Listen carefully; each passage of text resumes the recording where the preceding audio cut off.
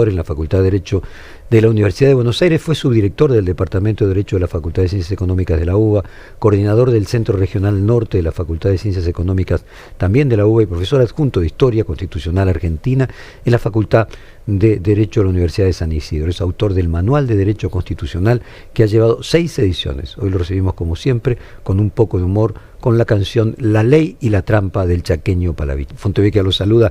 Primero leí su artículo en La Nación, pero digo, primero, antes de hablar de Cristina Kirchner, quería hacerle alguna pregunta sobre cierta controversia que se generó alrededor de la detención de Juan Grabois, porque el jefe de policía dijo que la orden había sido impartida por el propio presidente y la ministra Bullrich, o sea que no había una orden de detención de un juez.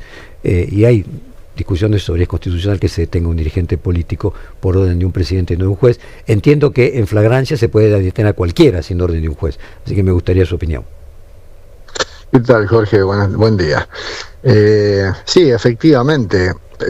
La regla liminar en esta materia es que nadie puede ser arrestado si no es con una orden escrita emitida por una autoridad, en este caso la justicia, ¿no? Por supuesto que cuando un delincuente o un malviviente es detenido en flagrancia, esa ausencia o esa omisión de orden judicial se subsana con la puesta inmediata del detenido a disposición de la justicia. La verdad es que no sé, en este caso concreto de Grabois, si hubo o no orden judicial. Posiblemente no lo haya habido, porque probablemente se haya considerado, bueno, la orden de Milei, la orden digamos, del jefe de la policía de proceder a la detención de Grabois. Si automáticamente se lo puso a disposición de la justicia, la flagrancia le quita cualquier vicio de nulidad a esa detención. Lógico. Porque obviamente no se puede esperar una orden judicial en una situación de emergencia en la que el delito se está cometiendo. Así que me parece que en este caso, además, lo que tengo entendido es que fue liberado. Sí, también no. Simplemente para aclararlo, aquí la producción se lo preguntaba y a mí me parecía que era obvio que si está en flagrancia no hace falta la detención de la orden de ningún juez para detenerlo, simplemente ponerlo luego a disposición de un juez. Pasamos entonces al tema de la Corte Suprema de Justicia. Me gustaría que compartiera con nuestra audiencia una síntesis de su columna de hoy. Bueno, a ver, nosotros tenemos a una ex presidenta y ex vicepresidente condenada en primera y segunda instancia, a una condena grave que inclusive según la Constitución es asimilable a un atentado contra la democracia misma, que tiene que ver con la malversación de recursos públicos.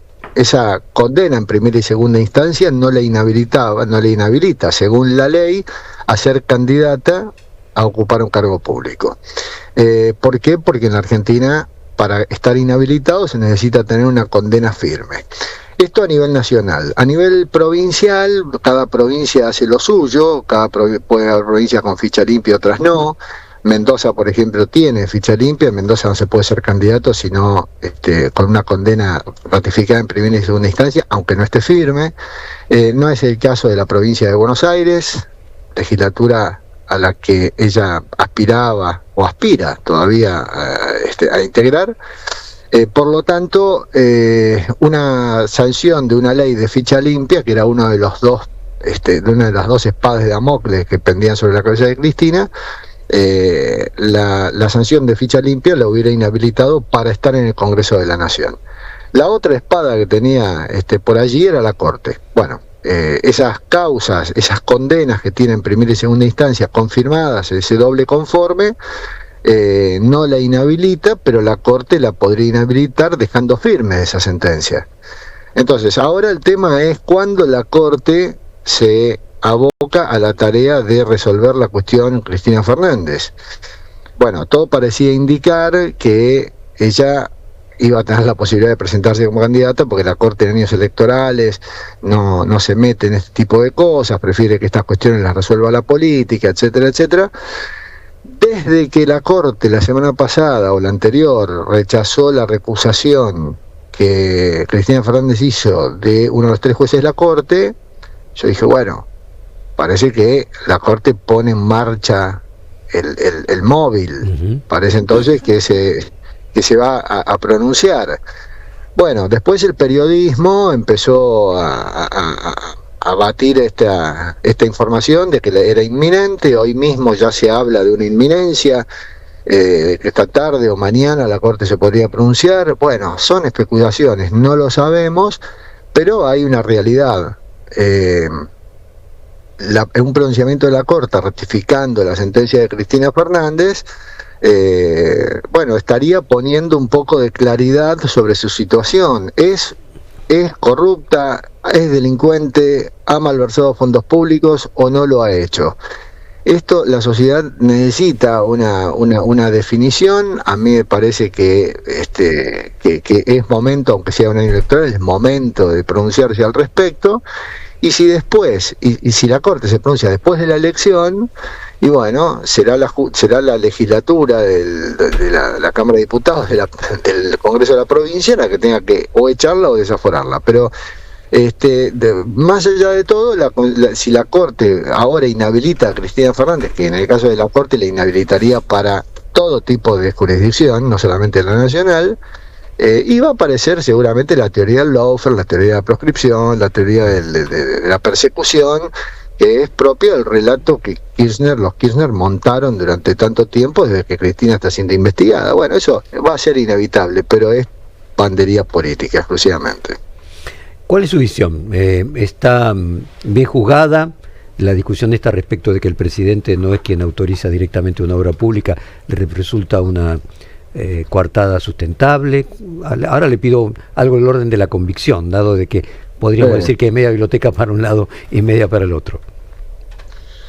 Yo sinceramente creo, a la luz de lo que pude ver desde el lugar que todos ocupamos como ciudadanos y que seguimos las noticias y demás, hemos seguido atentamente el alegato de Luciani, la acusación de Luciani en su momento. Yo he tenido la oportunidad de conversar con él, pero más allá de eso, creo que hay evidencias más que suficientes, y no solo de la administración fraudulenta, sino, a mi juicio también, de la asociación ilícita, delito por el cual fue absuelta en primera y segunda instancia. Yo creo que ha habido una trama de corrupción montada desde el inicio de los Kirchner allá por el año 2003. Hay un crecimiento patrimonial que se percibe exagerado para aquel que ejerce una función pública, y sinceramente yo como ciudadano tengo la convicción de que ha sido un gobierno corrupto y que Cristina Fernández ahora está siendo condenada conforme a las pruebas que lógicamente se recabaron, no solamente en una causa, ella fue condenada por vialidad, pero todavía tenemos pendientes ruta de dinero acá, tenemos pendientes Otesur y los sauces, cuadernos, veremos qué pasa en esas causas, pero tengo la percepción de que acá, si se confirma la sentencia que Cristina tiene, me parece que se hace justicia. Lo digo, obviamente, no como alguien que ha estado metido en el expediente, porque no lo estuve, pero como alguien que ha estado siguiendo la información. ¿Y la Corte le parece, doctor, que debería haberse pronunciado el año anterior, por ejemplo, que hubo un cierto dilatamiento en el proceso, que tan cercano a las elecciones aumenta o genera alguna sensación de sospecha? Si la idea de la Corte es rechazar los recursos, entonces la Corte no estaría condenando, no estaría emitiendo una sentencia de condena, sino simplemente rechaza recursos y con eso deja firme las condenas de primera y segunda instancia. Entonces podríamos decir, sí, lo podría haber hecho antes. Ahora, si la Corte abre el recurso para estudiar el tema en sus cuestiones estrictamente jurídicas, porque la Corte no se pronuncia sobre cuestiones de hecho, sino sobre cuestiones de derecho, y bueno, entonces se justifica que se tome su tiempo, que se haya tomado su tiempo, pero la Corte parece ser que va a rechazar los recursos invocando el artículo 280 del Código de Procedimientos, que simplemente invocándolo no necesita ni siquiera dar fundamentos sobre eso, porque la ley así lo establece. Me refería, eso lo pudiera haber hecho el año pasado tranquilamente, ¿no? Claro, exactamente. Y le llama la atención lo mismo del decreto 70-2023, que sigue durmiendo el sueño de los justos en la Corte. Sí, claro, porque ahí es donde la Corte justamente, la Corte lo que pasa es que en eso quiere que sea la justicia, que sea el poder político el que se pronuncie, pero la Corte juega políticamente con los tiempos, indudablemente. Entonces, a veces aprieta el acelerador, a veces frena. Y bueno, eso es lo que hace un tribunal que no tiene plazos. Si legalmente se le determinara un plazo al tribunal, entonces la cuestión sería diferente. Pero sí, uno podría, en el caso del decreto número 70, lo tenemos ahí pendiendo de un hilo con un rechazo del Senado, la Cámara de Diputados que no se pronuncia, y a lo mejor dentro de 3, 4 años, porque el Congreso tampoco tiene plazos para esto, nos encontramos con todo un andamiaje legal que se da vuelta si es que la Cámara de Diputados lo llega a rechazar. Esto genera una enorme inseguridad jurídica, y si a eso se le agrega una Corte que no se pronuncia sobre el tema, más todavía. Aquí le quiero hacer una pregunta a Claudio Mardones. ¿Qué tal? ¿Cómo le va, doctor? Buen día. Bueno, quería consultarle respecto a esta situación, ¿no? Naturalmente, hay una situación de mucha preocupación, algunos trascendidos que parecen que vienen desde el corazón de la Corte, porque se han empezado a confirmar algunos movimientos en las últimas semanas. Pero ahí quería preguntarle, en el caso hipotético de que nos encontráramos en los próximos días con una decisión de la Corte que finalmente confirmara la condena, ¿cuáles serían los pasos siguientes? Algunos hablan de el traslado de las 2 veces presidenta al cuerpo médico forense, luego la revisión médica, después la ejecución de la condena, y eso implicaría una tobillera. Y la otra pregunta que le quería hacer, respecto a los tiempos, algunos especulan de que entre vocalías y en el funcionamiento del tribunal iban a demorar por lo menos 20 días más, un mes más. ¿Qué sería esto? ¿Un proceso inusual, pero que sí puede hacer la Corte? Bueno, respecto de los tiempos y los manejos internos de las vocalías y demás, bueno, eso es así, los expedientes pasan de vocalía en vocalía. En este caso lo que pasa es que son 3 únicamente los jueces, y los 3 tienen que estar de acuerdo para que haya una sentencia válida. Esto lo dijo la misma Corte cuando se fue Maqueda, si no tienen que llamar a un conjuez. Esto de que circule por las vocalías, bueno, es así. Lo que pasa es que uno no sabe si ya han circulado, si todavía no, si ya tienen la resolución, la decisión definitiva de los 3 y ya está redactada si se redacta el rechazo de los recursos. La verdad que son 5 renglones, no hay mucho más que decir al respecto, o sea, no es tan complicado. Y con relación a lo otro que me preguntaba, lo que sigue después, en el caso de la confirmación, claro, la ejecución de la pena, ¿cómo sería? Existe una ley de ejecución de condenas, el trámite es inmediato. Si la Corte rechaza los recursos, notifica esta cuestión al tribunal oral que la condenó en primera instancia, que funciona como un tribunal de ejecución, en realidad el presidente del tribunal, Gorini, notifica también a la autoridad penitenciaria y al Ministerio Público, en cuyo interior hay una unidad de ejecución de sentencias que controla un poco también la ejecución de estas condenas. Se la detiene automáticamente. Esa imagen de Cristina Fernández detenida, sin esposas, vaya a saber, es una imagen que vamos a ver. Lo que pasa, se le harán los análisis médicos, se harán los trámites de rigor que se hace con cualquier detenido, pero acto seguido, 2 o 3 días después, va a aparecer el abogado de Cristina presentando un escrito pidiendo al juez que autorice su detención domiciliaria, teniendo en cuenta que tiene más de 70 años.